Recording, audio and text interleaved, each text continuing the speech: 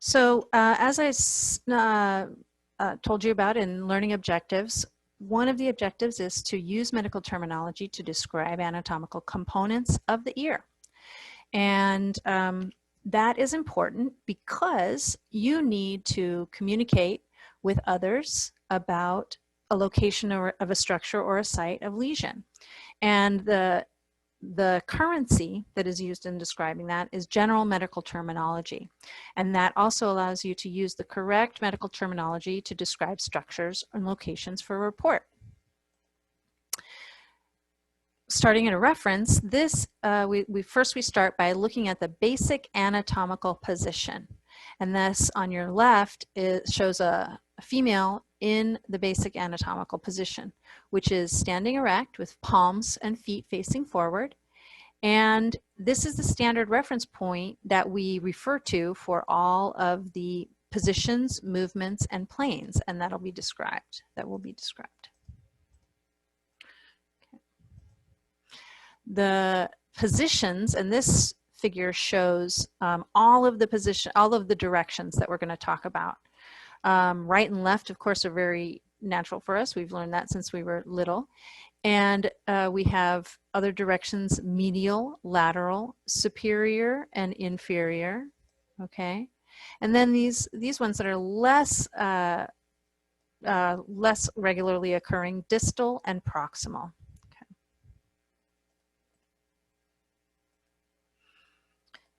Let's first talk about the superior-inferior axis. That's highlighted here in this box. Okay.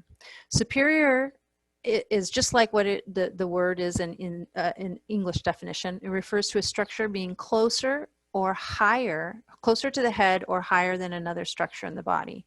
And inferior refers to a structure being closer to the feet or lower than another structure in the body. So for example, the knee would be what? To the ankle. Superior to the ankle. The ankle would be what? Inferior to the knee. Okay. This one usually comes pretty naturally because superior and inferior are in our normal speaking language, normal vocabulary. Anterior and posterior is something that we're familiar with if we've had biology before, but maybe less commonly occurring. Anterior refers to a structure being more towards the front of the body. This figure on this side is showing the anterior view, more anterior view. And posterior refers to a structure being more in the back of the body or towards the back relative to another structure. So it's not just absolute, but it's also relative to two structures that you're talking about. I'll give you some examples in just a little bit.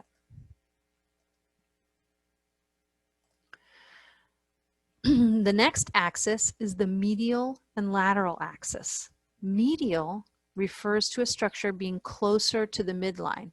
As we go down our body, we have a midline, which has a mirror on the right and a mirror structures on the left.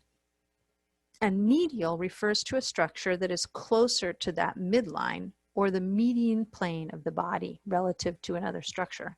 So for example, let's see here, the nose is medial to the ear. It's more closer to the midline. Lateral refers to a structure being farther away from the midline than another structure. So lateral means that it's farther away from this midline structure. So for example, the hip is lateral to the stomach. Okay. Usually you're not talking about organs and bones, but that's okay.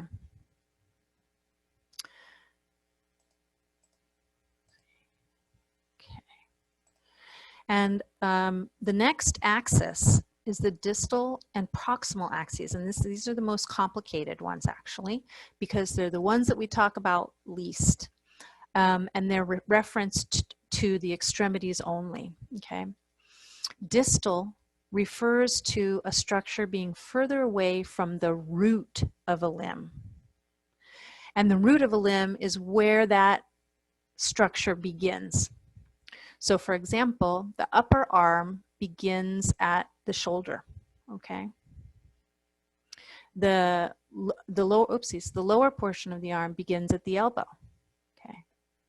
So we talk about distal being farther away from the root of that structure.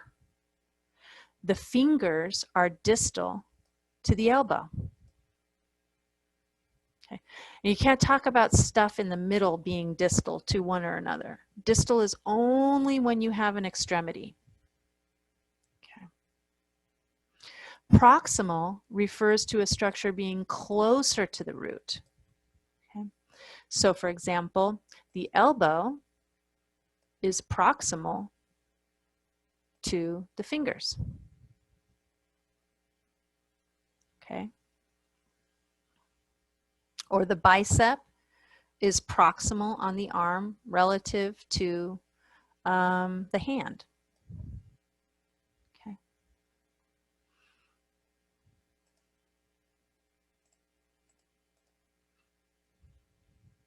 When you define, so here's a little bit more about distal and proximal. When you divide the skeleton into axial and appendicular portions, okay, let's look at these portions. These are, you can divide into what's called axial, and in this case, here these bones in blue are the axial structures, okay? And then you have appendicular structures, which are in yellow, okay? These are appendicular or added on, okay? The axial are the ones that are in the middle or the main axis of the body, okay? So according to these, so I have to move some stuff around on my end here. According to these, this gives you an idea of what might be a root of each of these appendicular structures of the body, okay? So here, if you look at something in a cartoon orientation here, where we have the root of some structure, okay? Proximal is closer to the root and distal is farther away from the root.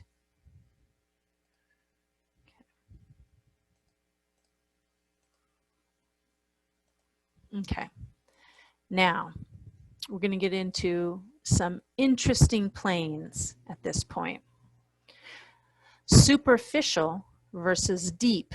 This is not only to describe personality traits, but also to describe medical terminology. No judgment. Okay, but superficial refers to a structure being closer to the surface of the body than another structure, the surface being your skin, okay? Deep refers to a structure being closer to the core of the body. So in this case here, we're talking about this, this drawing is referring to the sternum, which is your breastbone, okay? Being superficial to the heart. The sternum, the breastbone, is closer to the surface of the body relative to the heart. The heart is deep relative to the sternum. Another axis is ventral and dorsal. And now this axis is mostly utilized when we're talking about animal physiology because it's relatively easier to discuss anterior versus posterior when we're speaking about humans, because ventral is towards the front or the belly, which seems like it would be the same as anterior for humans, and dorsal is towards the back, like the dorsal fin of the body, okay? So for example, the thoracic cavity is ventral to the spinal cavity, okay? However, humans are bipedal, we walk on two legs, and so our ventral side and our dorsal side flips at our lower extremities because ventral and dorsal is usually used in conjunction with animals that are on all fours. So in this case, let's take a look at, let's see here, which one would I like to, let's take a look at this camel, okay? So here, this is its ventral side. Can you see what I'm doing with the blue there? There's its ventral side. But this part of its leg is also ventral because it's closer to the belly. Okay. If you want to talk about ventral with a human, okay, you have to actually imagine the human bending over like a gorilla. And that's the only way it really starts to make sense. Because this portion of our leg would be ventral and this portion of our leg would be dorsal. Okay, so it's a little bit confusing. It's actually very confusing, and we won't be focusing too much on ventral and dorsal. And in fact, when we're talking about the structures and spaces of the ear, we won't be using ventral and dorsal at all. Okay. Oops, I still have all my annotations up there. Let's clear all those drawings. So now what I'd like to invite you to do is to take a look at your class exercises. Okay, I'm going to move over from this share. Okay, and let's go and take a look at our workbook. Okay, we're going to go to assignments. I'm just going to take a little bit of a shortcut and go to the workbook here.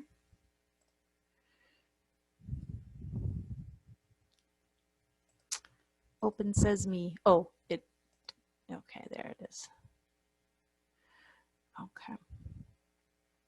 So here are your class exercises, and I'd like you to take the time, take a moment to look at these class exercises, review the slides, and then write out the correct anatomical direction for each letter. A, what do you think this one is here, this direction that's being shown? Well, I'll let you know, that's the superior direction. Okay. B here, looking at this, the arrows, let me make it a little bit bigger here. The arrows are pointing towards the midline. And if we remember what we just learned, that would be medial. Great. So you can finish those A, B, C, D, E, F, G, H. And then using the models up here, if you want to use that, provide complete as many sentences as possible. Okay, if you're working with a partner, you should try to have at least 1 or 2 unique sentences if you're doing your class exercises with a friend. So you can have anything. The head is superior to the feet. Okay. The sternum is anterior to, and let's do something a little different than in the lecture, the sternum is anterior to the spine. Okay. You can make up your own ones there. Okay, so class exercises 1 and 2 can be completed with this lecture. And then the other thing that I would like to show you before we leave is to take a look at this video, which is a video showing the body planes, frontal, coronal, transverse planes. And those are imaginary lines through which the body is separated into sections. And finally, I would just like to show you the diagrams at the end of this document that are germane to this section. Just a second, let me get up to the beginning. Here they are. We've got the diagrams here. These will be on the exam. These are the anatomical directions that will be on the exam, and these are the body planes that will be on the exam. And if you'd like to test yourself, you can go down and use these unlabeled diagrams. Where are the unlabeled diagrams? Here they are coming up. This is on page 27 of your workbook. Here's the unlabeled diagrams that you can use to test yourself in preparation for our discussions and for using your medical terminology.